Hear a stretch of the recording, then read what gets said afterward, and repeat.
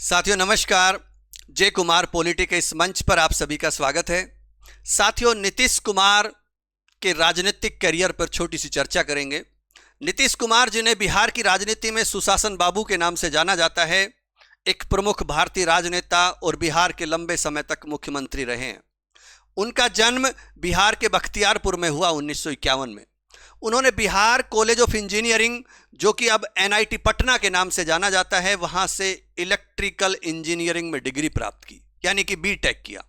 और 1970 के दशक में जयप्रकाश नारायण के संपूर्ण क्रांति आंदोलन से प्रेरित होकर राजनीति में प्रवेश किया। नीतीश कुमार ने समाजवादी विचारधारा को अपनाया और जनता दल यूनाइटेड, समता पार्टी और अन्य संगठनों के माध्यम से बिहार और राष्ट्रीय राजनीति में अपनी पहचान बनाई। नीतीश कुमार का राजनीतिक करियर उतार चढ़ाव, गठबंधन परिवर्तन और रणनीतिक चालों से भरा रहा है। उन्होंने बिहार के मुख्यमंत्री के रूप में 9 बार शपथ ली है और केंद्र में रेल मंत्री जैसे महत्वपूर्ण पदों पर भी कार्य किया। इस लेक्चर में हम उनके विधानसभा, विधान परिषद और लोकसभा चुनावों में भागीदारी, जीत और हार पर विशेष ध्यान देंगे। साथ ही यह भी विश्लेषण करेंगे कि उन्होंने विधानसभा चुनाव कम लड़े हैं, आखिर ऐसा क्यों हुआ है। तो नीतीश कुमार ने 1970 के दशक में जयप्रकाश नारायण के नेतृत्व में संपूर्ण क्रांति आंदोलन में सक्रिय रूप से भाग लिया। इस दौरान उनकी समाजवादी विचारधारा मजबूत हुई।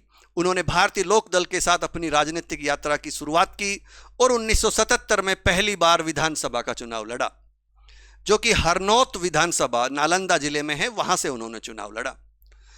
48 साल के राजनीतिक करियर में केवल 3 बार विधानसभा चुनाव लड़ा, जिसमें से केवल 1 बार चुनाव जीते।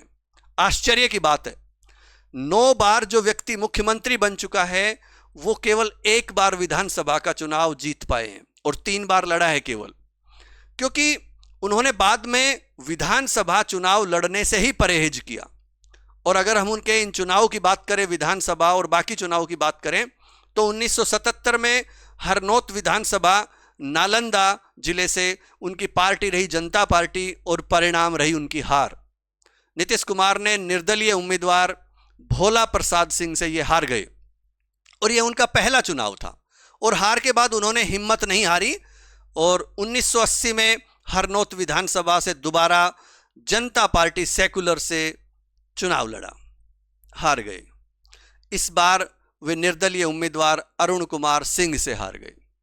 लगातार 2 हार के बाद वो टूट गए और राजनीति छोड़ने का भी विचार किया, लेकिन फिर दोबारा इसी लाइन में। और 1985 में हरनौत विधानसभा, नालंदा पार्टी, लोक दल और परिणाम जीत। नीतीश कुमार ने कांग्रेस के ब्रजनंदन प्रसाद सिंह को हराकर पहली बार विधायक बने। यह उनकी एकमात्र विधानसभा चुनाव जीत थी जो 1985 में उन्होंने हासिल की। यह जीत उनके राजनीतिक करियर का टर्निंग पॉइंट थी, जिसने उन्हें बिहार विधानसभा में प्रवेश दिलाया। नीतीश कुमार ने 1985 के बाद कभी विधानसभा चुनाव नहीं लड़ा। इसके बजाय वे विधान परिषद के माध्यम से बिहार की राजनीति में सक्रिय रहे, क्योंकि बिहार में द्विसदनीय विधानमंडल है।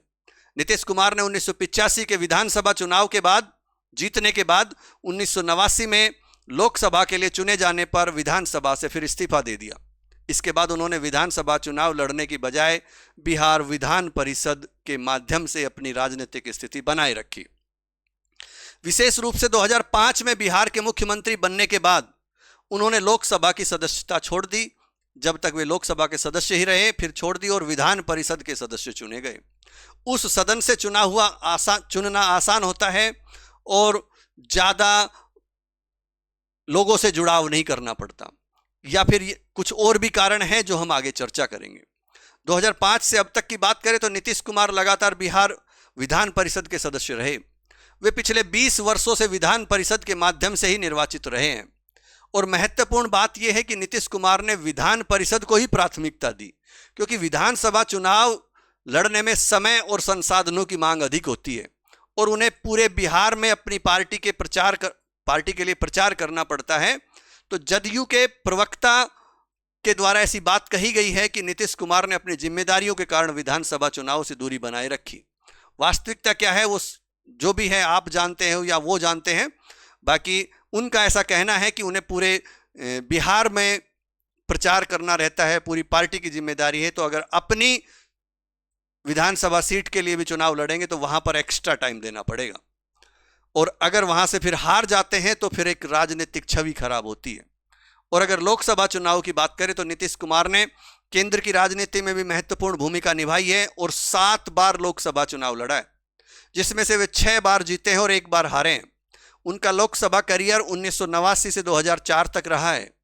अगर उसके करियर की बात करें तो 1989 बाढ़ लोकसभा पार्टी जनता दल और जीत गए। 1991 में फिर वही बाढ़ लोकसभा पार्टी जनता दल जीत गए। 1996 की बात करें तो वही बाढ़ लोकसभा समता पार्टी परिणाम जीत। 1998 बाढ़ लोकसभा जीत समता पार्टी। 99 में भी सेम लोकसभा बाढ़ और पार्टी समता और परिणाम जीत। 2004 बाढ़ लोकसभा पार्टी जनता दल यूनाइटेड और परिणाम हार। ये उनकी एकमात्र लोकसभा चुनाव हार थी। और 2004 में ये 2 जगह से चुनाव लड़े थे, तो दूसरी जगह से इन्होंने 2004 में नालंदा लोकसभा से भी चुनाव लड़ा था और जनता दल यूनाइटेड पार्टी थी, परिणाम यहां से जीत गए थे, तो नालंदा सीट से वो उन्होंने जीत हासिल की। लेकिन उसी वर्ष फिर ये बिहार के मुख्यमंत्री बनने के बाद उन्होंने लोकसभा से इस्तीफा दे दिया और कुल मिलाकर 7 लोकसभा चुनाव में 1 चुनाव में हार का सामना करना पड़ा। 3 विधानसभा के चुनाव में केवल 1 में जीत मिली, बाकी विधान परिषद के माध्यम से फिर ये अपने राज्य विधानमंडल में इन्होंने जगह बनाई। मुख्यमंत्री के रूप में उनके कार्यकाल की बात करें तो नीतीश कुमार ने बिहार के मुख्यमंत्री के रूप में 9 बार शपथ ली है, जो भारतीय राजनीति में एक रिकॉर्ड है। उनका पहला कार्यकाल 2000 में केवल 7 दिनों का था, लेकिन 2005 से वे बिहार की राजनीति के केंद्र में बने रहे। तो ये अब उनकी तारीख क्या है, कब बने, कितनी तारीख को बने, मुझे नहीं लगता इन सब की आपको ज़रूरत है, क्योंकि हमारा टॉपिक केवल ये जानना था कि विधानसभा में केवल 1 बार चुनाव जीते हैं। तो कुल मिलाकर बात यह है कि नीतीश कुमार ने गठबंधन बदलने की रणनीति अपनाई, जिसमें बीजेपी और आरजेडी के साथ साथ बार बार गठबंधन तोड़ना और जोड़ना शामिल है।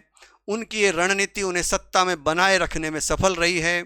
तो इस बारे में हमें चर्चा करनी थी। ये चर्चा आपको कैसी लगी, आपको और कैसी चर्चा करनी है, आप कमेंट बॉक्स में लिख सकते हैं, ताकि हम अपना अगला टॉपिक उस वीडियो या उस टॉपिक पर अपना अगला वीडियो ला सकें। धन्यवाद।